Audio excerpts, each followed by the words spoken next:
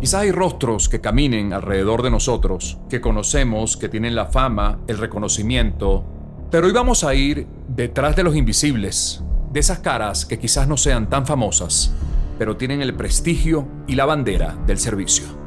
Hoy nos vamos a atrever a conocer una persona que es capaz de abrir un cerebro y extirpar un tumor para devolver la sonrisa y entregar una nueva oportunidad.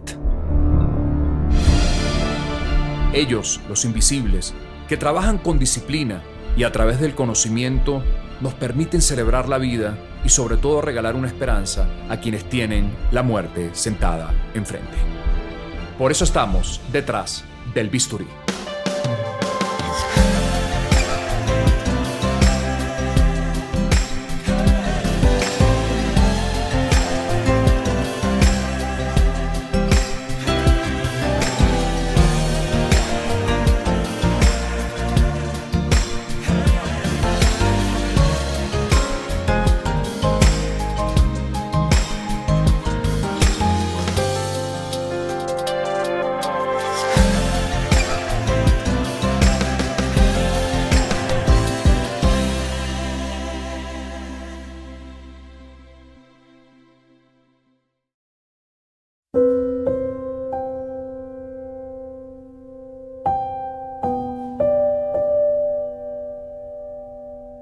Soy el doctor Helman Scholz, neurocirujano. Estudié medicina en la Escuela Luis Racetti de la Universidad Central de Venezuela, con posgrado en el Hospital Vargas de Caracas. Después me fui a hacer un fellowship en la Universidad de Maryland University y completé mis estudios en Berlín, que la suma fueron 7 años de posgrado de formación. Para mí estos espacios se han convertido en un sitio de un imaginario libre, ¿no? Yo siempre le digo a la gente cuando viene la primera vez que se permita. La gente siempre viene y se resiste, ¿no? Pero son los que más se quedan cuando no quieren venir, y esa es una gran realidad. Pero el inconsciente parece no obedecer a veces nuestros mandatos, ¿no? Parece siempre estar en esa combinación de todo ese repertorio histórico.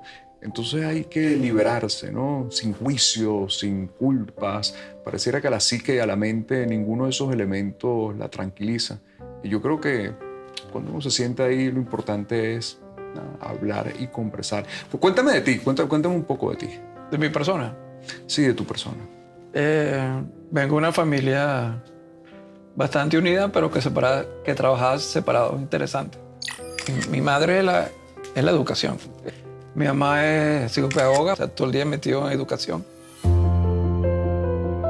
¿Qué hay de ese cordón umbilical hacia atrás de tu historia familiar, ¿no? Los Scholz llegaron a Venezuela en 1900. Yo siempre he hecho broma que mis antepasados eran piratas, porque del otro lado de mi familia, mi mamá es maracuchos. Y realmente mi formación como ser humano creo que comienza antes, cuando logré estar unos años en un grupo que se llama Viva la Gente. Haber conocido músicos en este mundo y haber podido trabajar con ellos. O sea, realmente fue una época de como llenar el tanque de gasolina y cosas positivas realmente. Y es un trabajo en equipo. Yo creo que en mi vida, a empezar a trabajar en equipo, comencé, pues yo empecé en luces, manejando los seguidores, después, por supuesto, tocando guitarra. Y ninguno de ese repertorio histórico hereditario tenía que ver con la medicina, ¿no? La parte de medicina es interesante. Cuando estaba en cuarto año de bachillerato y no tenía la menor idea que iba a estudiar. Mi papá era ingeniero y no me gustaba la ingeniería. La música, sé que me gustaba la música. Una vez estaba tocando en la Costa 900, un hotel famoso aquí en Caracas.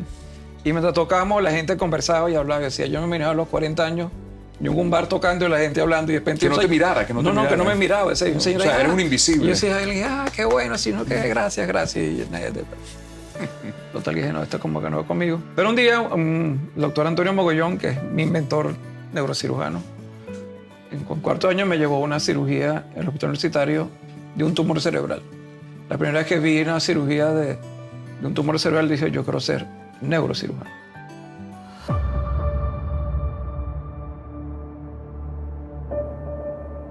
La neurocirugía es cirugía, las lesiones cerebrales como tal, y del cráneo, la columna vertebral, la médula espinal y los nervios, tanto periféricos como centrales.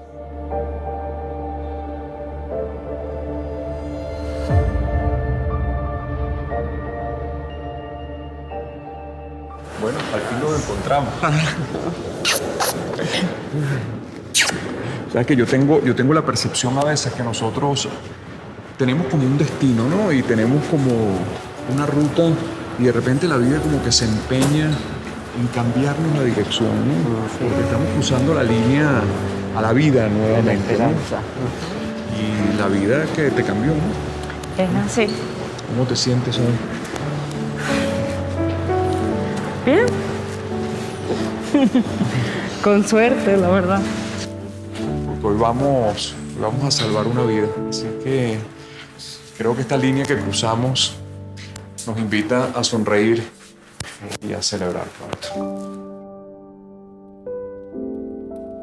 Previos antes de entrar a una sala quirúrgica, bueno, a extirpar un tumor cerebral, pero la celebración vendrá y tu sonrisa seguro la vamos a abrazar todos. Claro que sí. Amén. Es un tumor muy grande que se llama un dermoide, localizado en un área del cerebro que se llama la fosa posterior, que es aquí atrás, donde el tamaño de la lesión hizo que el cráneo es como una caja que no permite que el cerebro se expanda, el tumor crezca. Entonces él crece a expensas de empujar las estructuras que tienen alrededor. Por lo mismo estaba estirando o comprometiendo todos los nervios, los pares craneales bajos, que eso nos permiten mover los ojos, mover la cara, tragar, respirar, mover la parte del cuerpo.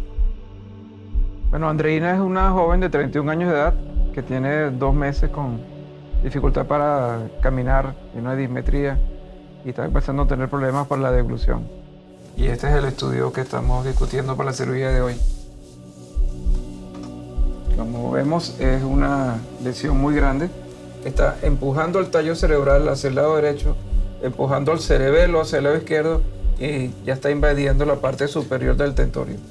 Y esta imagen que estamos viendo, ¿desde dónde lo estoy viendo? ¿Desde arriba? Aquí tenemos los 3 planos para poder, cuando entremos a operar a la paciente, ya tener una imagen en el cerebro de qué es lo que vamos a encontrar, qué cosas evitar, el tamaño de la lesión y que nos va a permitir hacer cálculos de qué es lo que tenemos a abrir, qué cantidad, la craniotomía que vamos a hacer, la posición que la vamos a colocar en la mesa operatoria. Yo en la noche repaso la cirugía en mi cabeza. Eso es automático. Por supuesto, tenía que ir con una idea y después de discutido el caso, trabajo en grupo, aquí trabajamos en grupo. Aquí todos vemos el caso antes de operar y todo el mundo da su opinión. O sea, no es la opinión de Hermann Scholz. Hemos estado discutiendo y la vamos a operar sentada. Operar sentada. Sí. Sí, sentada. Hay un desafío en esta cirugía que es este segmento de tumor que está acá. Porque vamos a estar desde abajo y vamos a ver cómo hacemos para tratar de sacar la parte superior.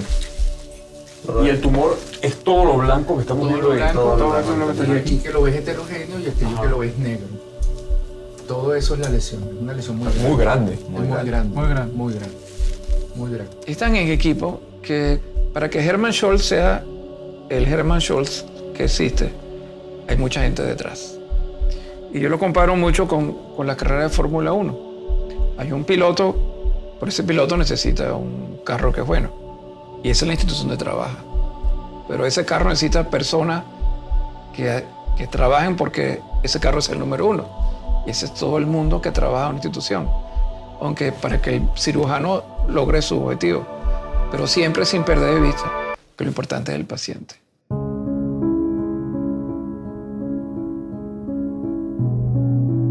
La vida cambia con una llamada telefónica, ¿no? La vida cambia con un diagnóstico, ¿no? Tienes ese momento presente en tu mente cuando creo que estabas como en un parque, ¿no? Y llega un informe de esa resonancia. Totalmente. Esto no es normal. O sea, sí está pasando algo, sí hay algo acá, hay que verlo. Y es ya. O sea, no es mañana, no es, bueno, espérate a que descanse o me voy de vacaciones, no. Es ya. Es ahora y es lo que toca. Y nos pone la incertidumbre, ¿no? La vida es un aprendizaje y uno no termina de aprender. Por más que estemos, la edad que estamos, uno sigue aprendiendo. Y yo siempre, de chiquito, aprendí que las cosas malas traen algo bueno. O sea, yo nunca vi las cosas malas como algo malo. Pero ¿cuáles son las cosas malas? ¿Por qué me dicen las cosas malas? Bueno, cuando uno dice que si te divorciaste, que si un paciente salió mal, que si tomaste una decisión equivocada, o sea, cualquier error que uno comete en el camino en su vida, que de ahí aprende. La experiencia es... Dicen que un médico tiene mucha experiencia cuando ya ha pasado por todas las complicaciones que pueden ocurrir. Eso te da dando experiencia. Puede hacer esto y pasa esto. Si haces esto, puede pasar aquello.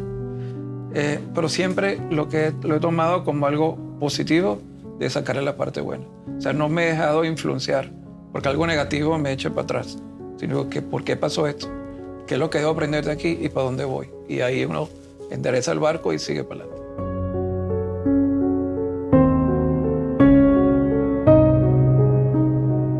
Y no sientes un poco también que la vida como que no pide permiso. No pide permiso, no te avisa y de un minuto a otro te cambia todo el ritmo, te cambia todos tus planes, te cambia todo lo que tú tenías pensado o planificado hacer y te dice, mira, no, tienes que dedicarte ahora a esto. Y este es el momento, bueno, de la salud de ella, de restituirle su vida otra vez, su vida normal. ¿Cuántos casos se presentan estadísticamente anualmente en una lesión como esta? Esto no es frecuente. Raro. No es frecuente. No, este específicamente es poco frecuente. Y como es benigno, no responde a radio. No responde nada. Es ni quimio, o sea que tiene que... Es quirúrgico. Es quirúrgico. Pero deja un pedacito y de ese pedacito vuelve a empezar a eso. Es un balance que muchas veces cuesta a uno en tu entrenamiento aprender. O sea, ¿cuándo parar la cirugía? Porque uno como cirujano quiere sacarlo todo. Pero hay que medir las consecuencias. El dolor, a pesar de que nos pellizca el alma, pero el dolor une, ¿no? Yo cuando vemos a toda tu familia y pareciera que a veces el reencuentro no viene en el empaque que queremos, pero viene, te sientes unida, contenida en este momento. Sí, o sea, es impresionante no importa dónde estés, la familia está, literal. Y pasa. O sea, mi hermana está en México y físicamente está allá, pero Está aquí con hoy nosotros. está aquí. Con nosotros. Claro que sí. En la cirugía vemos que por tratar de sacar todo el tumor por este abordaje, podemos comprometer la vida de la paciente, suspendemos la cirugía, Se detiene. se detiene. Seguimos. ¿Y cómo te das cuenta que puedes estar bordeando el riesgo? Tienes un equipo, la anestesia, no solamente estamos aislados nosotros, el anestesiólogo nos orienta y nos dice, mira, ten cuidado, bajó la frecuencia cardíaca, o sangró, o no sangró, está descompensado, la tensión se cayó, que ponga la vida en riesgo al paciente, no se detiene. Yo siempre le digo a todo el mundo, hoy es lunes y mañana es martes. Yo no sé qué va a pasar el miércoles ni el jueves, pero tengo que vivir lunes. ¿Y qué representa la muerte para ti en un hombre que además se enfrenta constantemente a la posibilidad de que un paciente muere? ¿Qué es la muerte? O sea, ¿qué representa simbólicamente? ¿Cómo se vive la muerte? ¿Cómo se vive un duelo en la mente de un neurocirujano? ¿De un ser humano o un ser humano? Y de un neurocirujano y de un ser humano y de ti. Porque un neurocirujano es un ser humano que va leyendo y va aprendiendo y va tomando experiencias de qué es la vida y qué es la muerte. Y en estos momentos yo pienso que la muerte es el final de una etapa y a lo mejor el comienzo de otra. Depende de lo que crea cada quien. Ay, yo decía, señora Neina, tú tienes este adorno. ¿Por qué no te estás haciendo? Se sube y se baja. Bueno, sí, caray. Este es nuestro enemigo el día de hoy. El enemigo de nosotros es El cual tenemos. El otro, que eso luce como una lesión benigna, por lo cual también nos permite trabajar mucho más tranquilo. que la diferencia de los cirujanos con otro tipo de personas es que los cirujanos tenemos que tomar decisiones rápidas. Cuando uno está en quirófano y ocurre algo no esperado, uno tiene pocos segundos para decidir qué vas a hacer. La vida de los cirujanos, cuando tenemos una complicación en quirófano, tienes que tomar una decisión. Y cuando no, de es, vida. y cuando no es en quirófano, Actúa. ¿cómo la vida de un cirujano también es desde la acción de la emergencia? Empiezas a actuar de esa forma. Esa es la parte que tú estás diciendo que era que te preocupaba. Sí, Sí. esa parte es muy arriba. Está demasiado arriba. Hay un corte aquí. Tendríamos Apóyate en que, este tendríamos para que vea hacer dónde dos está. abordajes en la misma cirugía. Y nosotros discutimos, hablamos con la familia y preferimos primero entrar en la fosa posterior y descomprimir lo que es el tallo cerebral. Y si hace falta, nos vamos a darle una segunda oportunidad, entrar y descomprimirle lo que quede arriba. Sí hay riesgo porque ahí en el borde del dentorio hay unos nervios que puedes dañar, unos nervios del tallo cerebral específicamente que puede producir daño. Entonces hay que tener mucho cuidado. La idea no es dañar, es ayudar. Y es cierto que los cirujanos, o bueno, quizás en la línea de la medicina, establecen como una especie de mecanismo de protección psíquica donde eso de no involucrarte, eso de, bueno, sí, pero tengo que protegerme y no acercarme mucho al paciente, ¿eso termina siendo una protección cierta o detrás de eso hay un ser humano que se derrumba exactamente igual? Uno se derrumba, pero uno. Adentro y trata de, vuelves a armar el ego otra vez, se cayó en la pieza y vuelve a armar. Porque hoy es lunes, pero mañana es martes, o sea, vienen otros pacientes. ¿Qué aprendí? La idea es tú operar al paciente, pero sin ego. Sin ego. Porque el ego te lleva a que tú quieras ser muy agresivo y entonces por el hecho de sacar todo dañas al paciente. No es la idea. Aquí hay que operar sin ego. El ego tiene que estar lejos, guardado. ¿Y cómo manejas el ego? ¿Cómo un neurocirujano de tu prestigio no le ha lanzado una zancadilla a veces el ego? Porque indudablemente el halago viene, pero son más los halagos que las derrotas que has tenido como neurocirujano. Pero no te juega una trampa a veces. Primero, aprendiendo que uno sigue aprendiendo. O sea, que el ego, ¿dónde te lleva?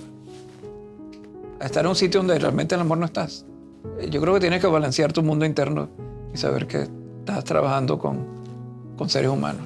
Y eso no es una construcción, ni es una carpintería. Y Es que a mis pacientes y a los pacientes de todos nosotros yo les digo, mira, tienes que repetir así. Yo les digo, mira, óyeme a mí como me voy a dejar operar y no voy a sangrar.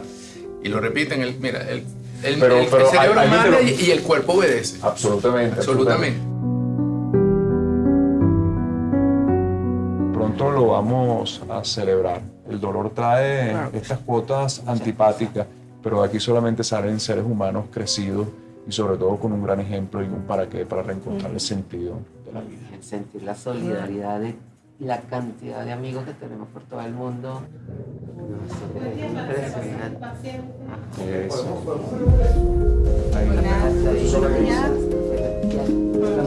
Sí, por aquí, por favor.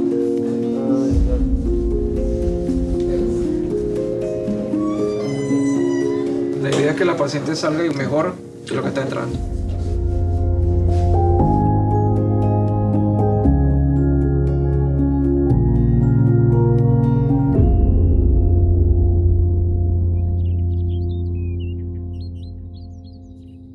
El cerebro es el centro de conexión de donde toda nuestra vida diaria se siente localizada.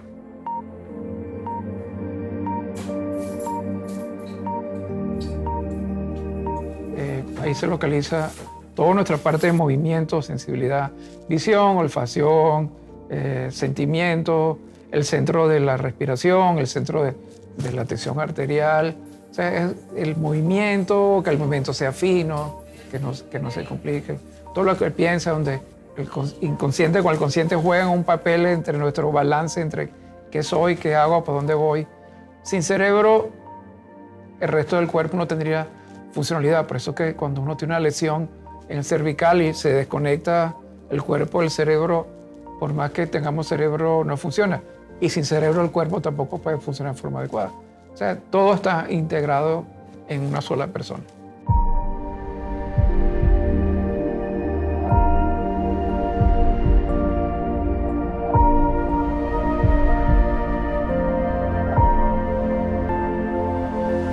Todo ahí bien. Tranquilo. Gracias por recibirnos, vale. Gracias a ustedes por venir. Nos vemos ahorita. Nos vemos ahora.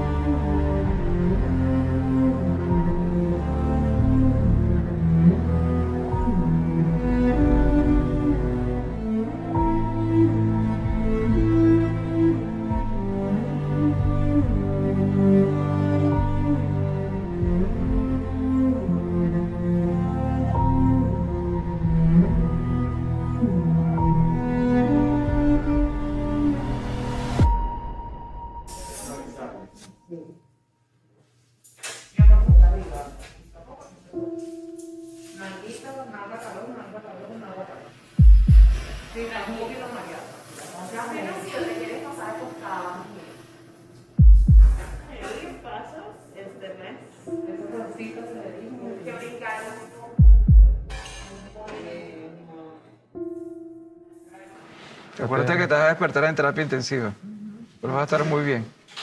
¿Ok? Bueno, ya van a empezar a dormirte y piensa en una cosa bonita, linda y todo va a salir chévere. Y agradecerte a ti por la enseñanza que nos estás dando, ¿viste? Imagínate cosas bonitas, porque todo lo que se imagina se refleja en ese cuerpo. Así que ya lo vamos a festejar. Gracias. Nos vemos ahora. Todo tuyo.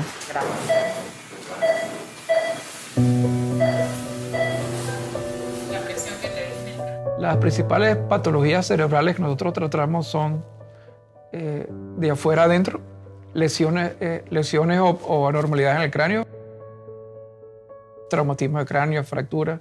Después tenemos la patología intracraneal, que principalmente manejamos tumores cerebrales y lesiones vasculares como los aneurismas, malformaciones. Dependiendo de la edad de los pacientes hay diferentes tipos de tumores, pero como nosotros somos un centro de referencia, para nosotros es una patología frecuente y semanal, pero sí es importante. Recordemos la playa. Vamos a la playa. Claro. Dependiendo del nivel de profundidad del sueño, podrías estar completamente desconectado o podrías tener sueños, soñar en ese momento, la verdad. Yo le cambiaría el nombre de paciente por ser humano. Por ser humano. Sí, porque un paciente es así como, no sé si lo encaretas dentro de un objetivo paciente. Entonces, es como una cosa ahí. No, eso es un ser humano que tiene familia, tiene hijos, tíos, hermanos, donde una enfermedad de una persona se convierte en un problema de un grupo familiar. Entonces, no es que estás enfermo, sino, o si es mi hijo o es mi papá y te llaman. O sea, es una situación que le cambia la rutina a todo el mundo. Y es una persona que tiene sentimientos y tiene vida.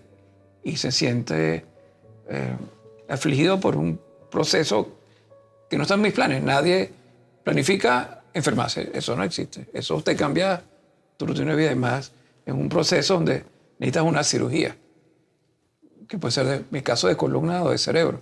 Y cuando es el cerebro hay más angustia. Es el cerebro.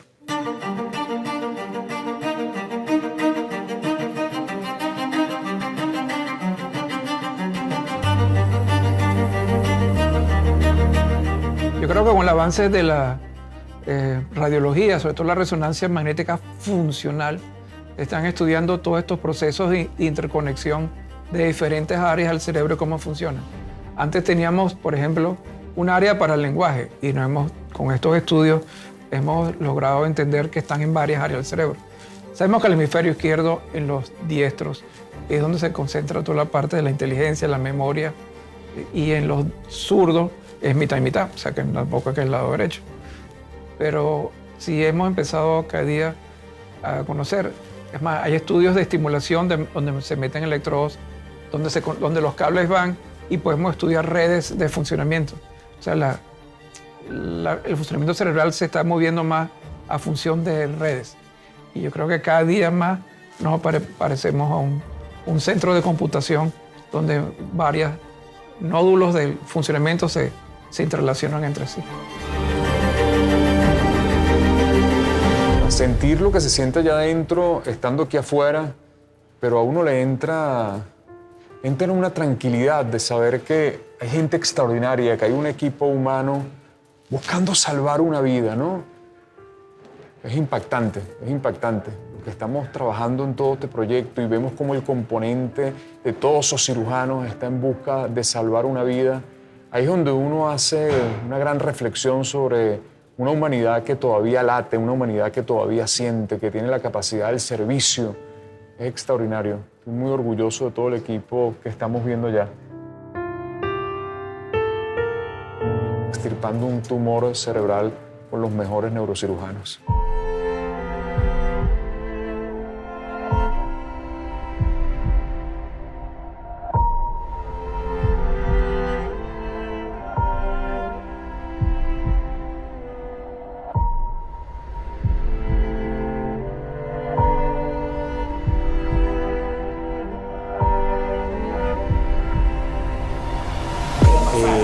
Este microscopio que hace que todo se vea de una manera extraordinaria, cómo ha avanzado la ciencia, la tecnología, pero siempre recordando que detrás de todo esto, a pesar de esta tecnología, hay un humano, hay una persona que tiene el alma para que a pesar de todo el tecnicismo, las cosas puedan pasar. Por eso siempre decimos, ¿qué hay detrás de un bisturí? ¿Qué hay detrás de la tecnología?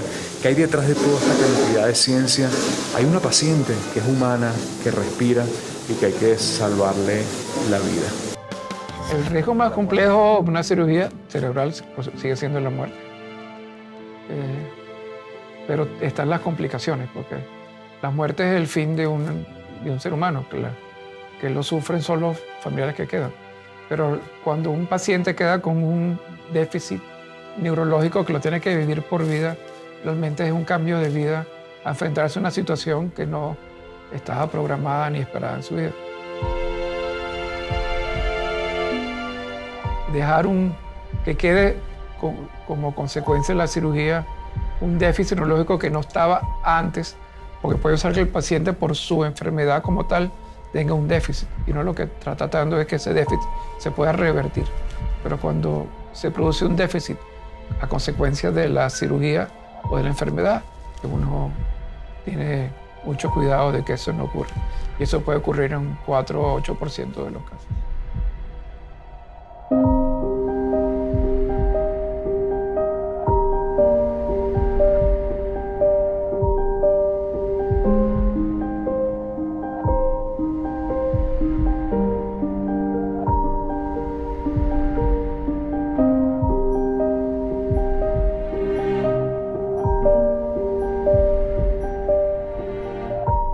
Cuando podemos ver que alguien hace una incisión en otro ser humano, pero con la única intención de salvarle la vida.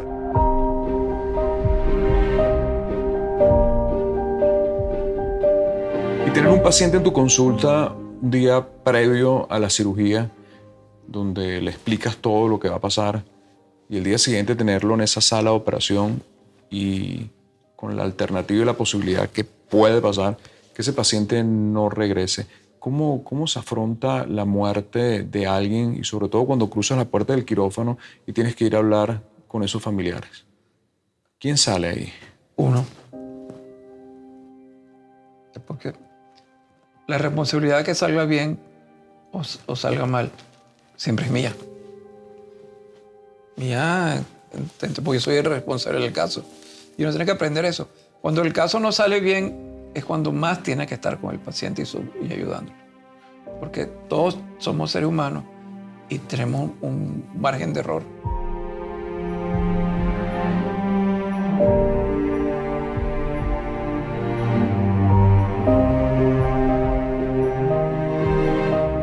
Cuando me lavo las manos, primero medito y me trato de concentrarme y estoy pensando todo lo que voy a hacer.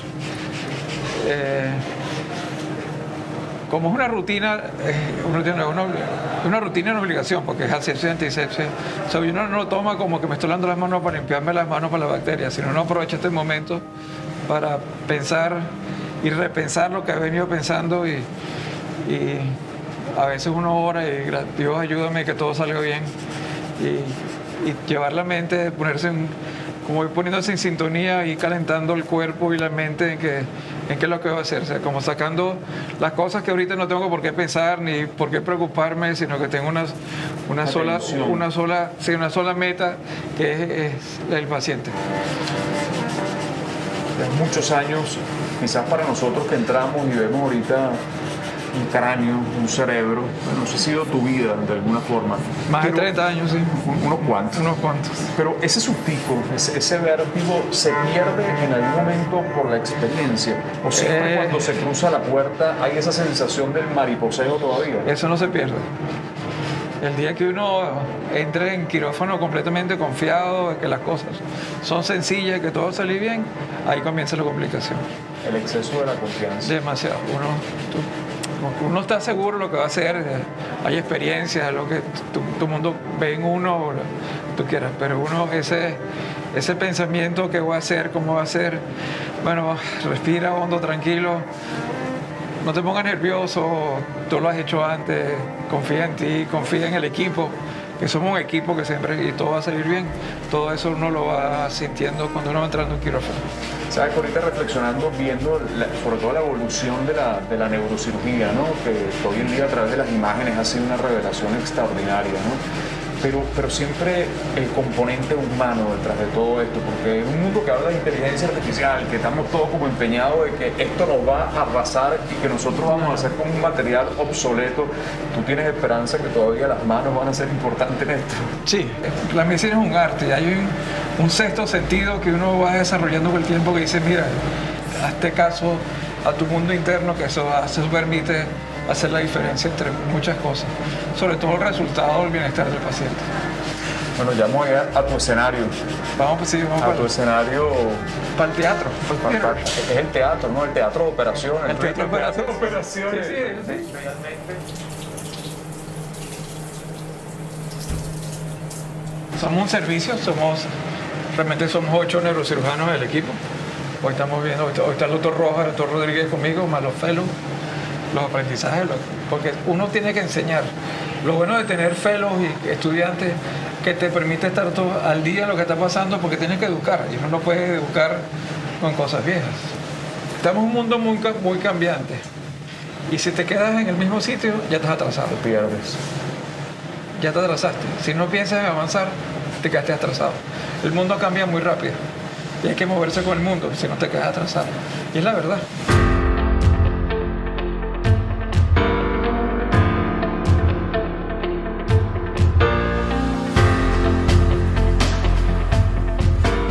Por más que luzca, cuando uno ve a los grandes maestros operando y uno luce como sencillo, es como uno monta bicicleta. Al principio te caes de la bicicleta hasta que logras manejarla bien.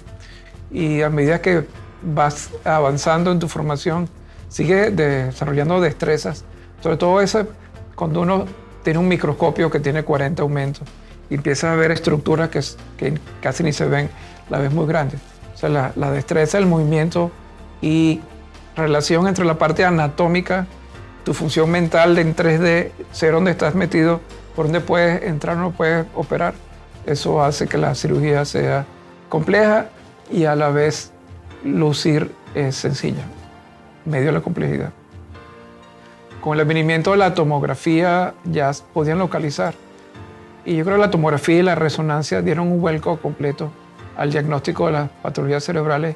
Eso más la visualización. El microscopio y la luz como tal ha permitido que la neurocirugía tenga grandes avances.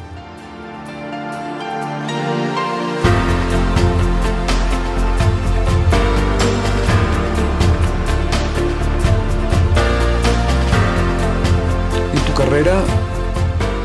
¿Qué es lo más doloroso que te ha tocado plasmar, Sí, resolver. hay Hay una- casos que marcan. Sí, ¿Sí? sí, sí, sí, sí. Claro que sí. El primer caso que me marcó, cuando estaba haciendo el posgrado en neurocirugía, una señora me dijo, Herman, tengo 3 hijos, tengo que salir bien. Y la señora salió en coma. Una situación en quirófano, un problema. Y ella nunca llegó a recuperar, tuvo como 4 meses en coma, después se murió. Y yo cada vez que vi a los hijos decía, wow. Uno cuando empieza a hacer posgrado, muchas veces uno está como metido en tu carrera de posgrado y tengo que aprender a operar y aprender neurología y combinar las cosas. Pero lo más duro que existe es decirle a la familia que el paciente se murió.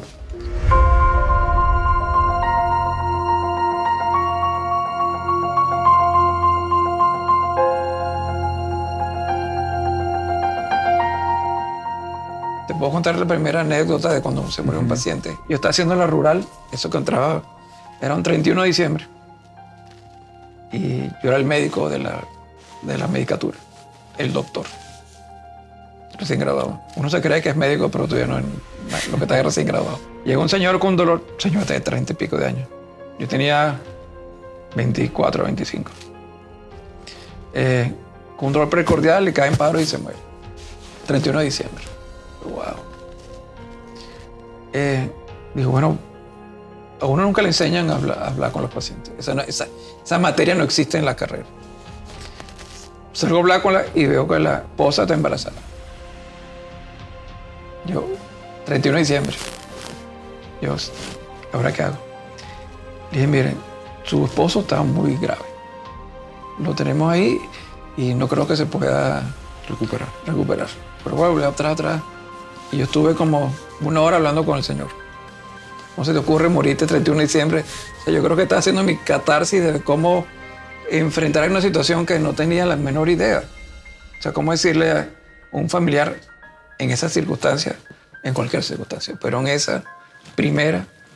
Bueno, a la hora le dije, miren, uno agarra como, bueno, valor, tengo que hacerlo, no puedo. Sí, mira, sí hice lo que se pudo, pero su esposo falleció y bueno. ¿Y se llora por un paciente que haya fallecido como médico? Yo he llora a llorado veces. varias ocasiones. Una de las otras que me marcó, yo trabajaba en un hospital público donde había un niño de 9 años con un tumor demasiado grande en una parte del cuerpo. Y el dolor no se le quitaba. Y pues me decía, doctor, cúreme a mi hijo, por favor. Y yo sé que no lo podía curar. Entonces, ahí sí, todavía es que la frustración fue muy grande. Pero uno aprende. Y por eso no se olvida. Entonces eso es lo que uno lo hace que crecer. Pero sí hay momentos duros.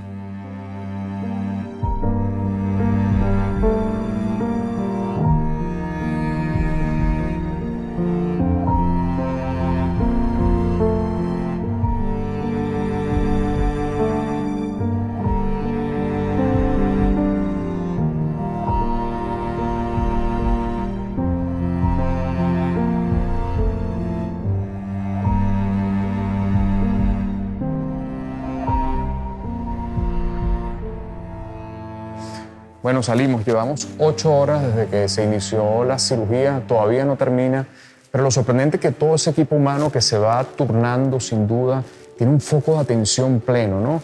A veces es curioso porque nosotros vamos como muy distraídos en la vida, pero qué increíble cuando la importancia y la relevancia, como es salvar una vida, todos están atendiendo y seguimos contando las horas, pero con la esperanza viva y activa de ese paciente que seguro se va a salvar. Tengo confianza en que como cirujano lo voy a hacer bien y que he aprendido. Pero eso no quiere decir que yo voy a entrar a quirófano confiado de que esto es piece of cake, que esto es facilito, esto es, ya está. Porque ahí es cuando comienza.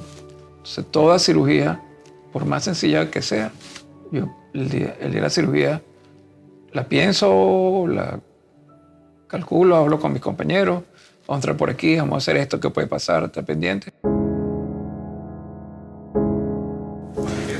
8 horas, ¿no? Pasaron 8 horas. 8 acá. horas. Si nosotros estamos agotados, ¿cómo estarán ustedes, no? Agotado. Agotados. Físicamente. ¿Sabes Más qué? física que mental. Y lo que me impresiona es que 8 horas donde la atención está constantemente en ese foco. Ahora que terminas, ¿qué pasa? ¿Qué pasa en tu cabeza ahorita que ves un paciente que lo están cerrando y después de este procedimiento? Ahorita uno lo que está pendiente es cómo llegar a terapia intensiva, cómo están los signos vitales. De la parte neurológica tenemos que esperar mañana a que se vaya despertando, lo vayan desconectando. ¿Y la satisfacción de aquí? Después de 8 horas. Lo que pasa por la cabeza siempre uno después es que uno, una tarde en la noche uno vuelve a vivir la cirugía y repasa lo que hizo y si hubiera hecho por aquí, entrado por aquí. Pero eso es normal, uno siempre se autocalifica y se autoexamina y uno pone estricto con uno. Es que yo creo que el mundo ese nos aturde de ruido, de cosas tan imprudentes. Y yo cito que cuando uno entra en esto y ve a la gente que se dedica en silencio, yo los he llamado los invisibles, pero que son los que hacen la transformación. Esto genera para mí como un acto de reconciliación absoluta con lo humano, ¿no? Aprende a operar el cerebro y el ser humano como tal, más respeto le tiene y uno aprende que hay muchas cosas en la vida que le pone demasiada atención, sabiendo que existen, como esta joven con tumor del cerebro, que pone su vida en las manos de unos médicos que confía 100% y uno que confía en nosotros y el equipo es excelente. Así Y es. después de devolver salud a ella, que es lo que esperamos pronto.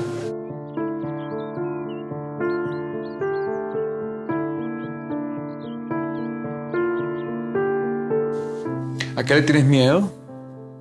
¿A qué le puede tener miedo un neurocirujano? ¿Cuál es el miedo de tu vida?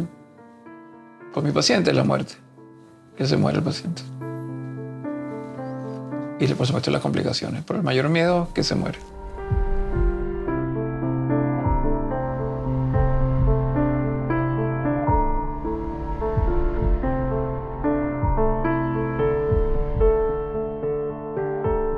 La existencia de la espiritualidad, ¿dónde estará Dios ahí?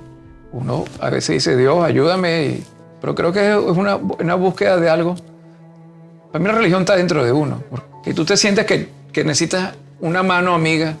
Pero tú nunca has visto un pensamiento ahí cuando abres un cráneo, ¿no? Es un disco duro, que el mío es como... Hay un disco de Paul McCartney que se llama Memories Almost Full, haciendo yo ejercicio. O sea, es que tengo que sacar algo para meterle. Todavía no sabemos exactamente cómo, qué es qué. O sea, todavía estamos evolucionando. Y la inteligencia sigue siendo una evolución.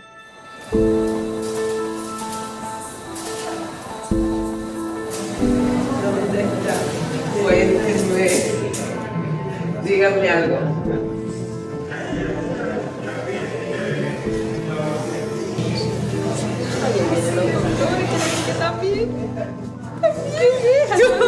Está bien, la muchacha, nosotros sabíamos eso. Cuénteme, doctor, ¿cómo salió mi gorda? ¿Todo bien? Pero cálmese. El doctor Rojas, estamos satisfechos con la cirugía. La recuperación va a estar difícil, ya está chévere, pero muchos nervios tuvimos que movilizarlo, entonces puede tener, como hablamos al principio, un poquito de déficit de unos pares en la cara, pero todo va a mejorar. Ay, seguro que sí, claro que sí, con la gracia. Todavía están de Dios. cerrando. Bueno, Ay, gracias. pero esto es un trabajo en equipo. Yo lo sé que es todo usted. Gracias. Gracias. Pero,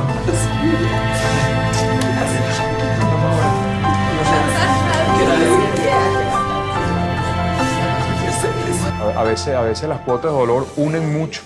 Encontramos un poco el sentido del valor de la vida, ¿no? Yo le estaba comentando a los cirujanos adentro, fueron casi 8 horas de cirugía y cuando vienen las cosas importantes, fíjate, esas 8 horas de cirugía fue 8 horas que había que atender a alguien para salvar una vida, ¿no? Entonces, creo que es un mensaje, agradecerte también. Creo que hay un equipo de profesionales humanos que hizo un esfuerzo bellísimo, ella va a estar bien y nada, para todos ha sido una experiencia de honrar a la vida, de agradecer. Y con las cosas que pasan, más bien hay que preguntarse qué vamos a hacer con lo que pasa. Y ya hicimos. Ya hicimos. Entonces ahora vendrá el para vamos a qué. seguir. Dios bendiciones. Gracias. Sí, adentro. ¿A dónde estábamos?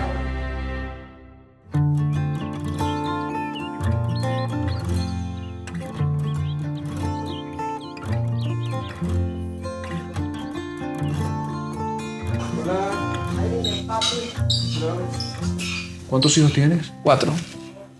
Soy abuelo, por supuesto, of course, Eres abuelo. de 6. Tienes un pequeño de 13. Adrián, pequeño de 13. Ok. Que también me ha enseñado mucho porque es autista.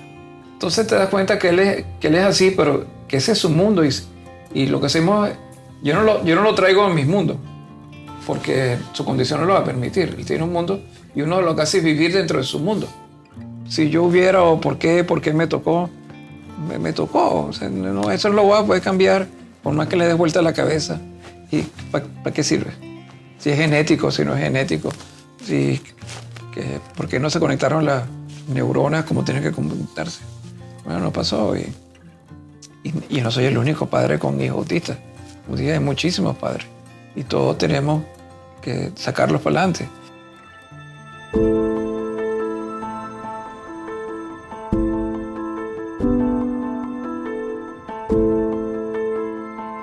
El tumor en su gran porcentaje, una parte que sí sabía que nos metíamos dentro de ese tumor en esta cirugía, podía quedar como un déficit, como hablamos, definitivo, lo cual es una persona joven de 31 años de edad no es lo deseable, y frente a un tumor que es benigno. Entonces hicimos la resección, más de un 90% de la lesión tumoral seguro. Hay que seguirla, que es un tumor que en el futuro probablemente haya que volver a operar, pero hacer una lesión benigna, realmente el pronóstico es muy bueno.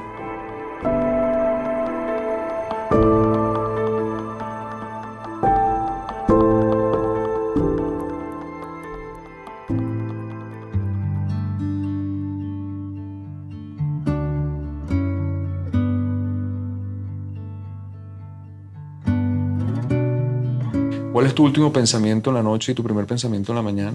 Que es un nuevo día para hacer cosas. O sea, párate que tengo muchas cosas por hacer. Mira, tú me estás saludando y yo digo, ¿y quién me está saludando? Eres tú, chica. No sabes la felicidad que tenemos, no sabes la felicidad que tenemos, ¿ah? No sabes.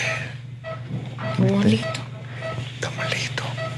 Estamos listos, ¿viste? Nos encontramos otra vez afuera, sonriendo. Ah, gracias, ¿oíste? Ahora tú me debes algo. Dime. Tienes que tener una sesión con este señor. Tienes que sacarle todos los secretos. Quiero agradecerte, ¿viste? Agradecerte. Nos has regalado todos en 48 horas una lección de vida, de amor, de paciencia, de sabiduría. Y tú eres una mujer fuerte, ¿viste? Fuerte. Así que la próxima visita no va a ser en terapia, va a ser una sonrisa y celebrando. Estás aquí, chao. Dios te bendiga, ¿viste? Nos vamos a encontrar mucho. Amén. Gracias por estar. Gracias. Nos vemos un ratico. Nos vemos un ratico. Ah, Ok. Descansa, nos vemos.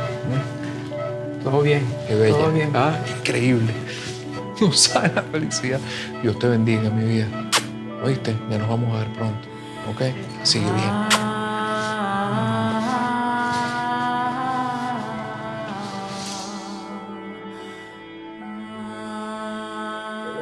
Las esperanzas en las patologías de tumores cerebrales han mejorado muchísimo.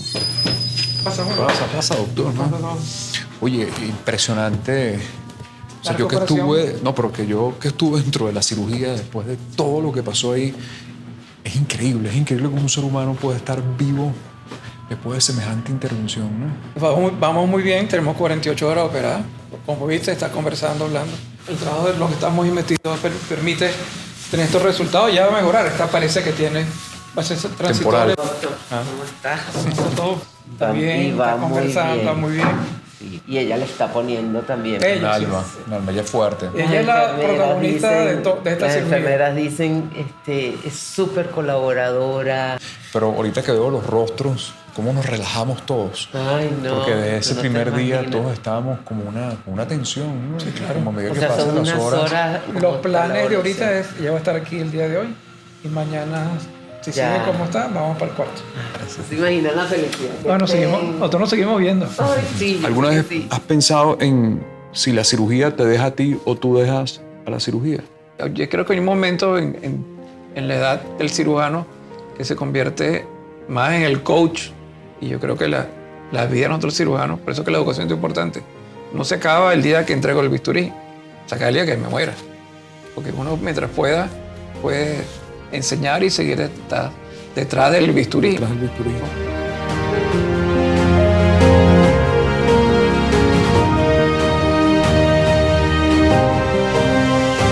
Muchos pacientes operados, realmente la vida me da la oportunidad de operar y que los pacientes salgan bien. Por eso no quiere decir que yo ando por ahí en una nube diciendo que yo soy... No, yo soy un ser humano igualito que cualquier persona. Y Andreina es una muchacha muy valiente, muy decidida, tiene un carácter muy fuerte. Muchos dicen que se parece a mí. Y yo sé que mucha gente puede estar transitando la oscuridad. Y en esa oscuridad se sentimos que la luz no va a llegar, ¿no? Pero la luz llega. Claro que sí. Hay que ponerle mucho empeño, hay que ponerle mucha fe. Y no hay que quedarse paralizados, porque a veces también el miedo y la incertidumbre te bloquean. O sea, todo se fue dando que como que se te fueron abriendo todos los caminos y llegaste hasta este día. Amén. Que la vida siga abriendo caminos Sí, y que el Dios próximo me la encuentro... bendiga Amén. y que sea una chica súper saludable. Amén. El mundo todos los días da una vuelta y uno tiene que dar la vuelta con el mundo. Yo a veces lo he pensado, que cuando dice, si vuelven a hacer, ¿qué hace? Yo vuelvo a hacer neurocirugía y me gustaría tener la libertad que he podido tener en toda mi formación y mi crecimiento.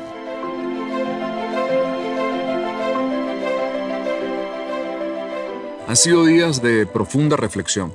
Hemos cruzado la línea del dolor. Incluso hemos sentido que la muerte se sienta con nosotros a conversar. Descubrimos nuevamente la vulnerabilidad, que los tiempos de la vida cambian, que la vida no pide permiso, pero sobre todo podemos comprender que los seres humanos, cuando hacemos equipo, cuando apostamos a ese trabajo de llevar a la posibilidad de salvar, todos crecemos. Han sido días de mirar a los ojos de la tristeza, pero también ver la esperanza activa y sobre todo una reconciliación con lo humano. Estos rostros invisibles que quizás ni tú ni yo conocíamos, quizás no tengan la fama, pero sí el prestigio a través de su conocimiento, a través de su sabiduría, de la ciencia, que buscan siempre hacer de lo humano una posibilidad. Nos vamos reconciliados con la alternativa, pero sobre todo con la sonrisa de ver a alguien que se le da una oportunidad de volver al tránsito de la vida. El dolor une, y cuando los equipos suman, no para golpearse, sino para apostar a través de la transformación y poner el hombro en saber que cuando hay que salvar a alguien, todos lo necesitamos, la sonrisa aparece, la esperanza es una oportunidad. Soy Juan Diego Umpierres, detrás del bisturí.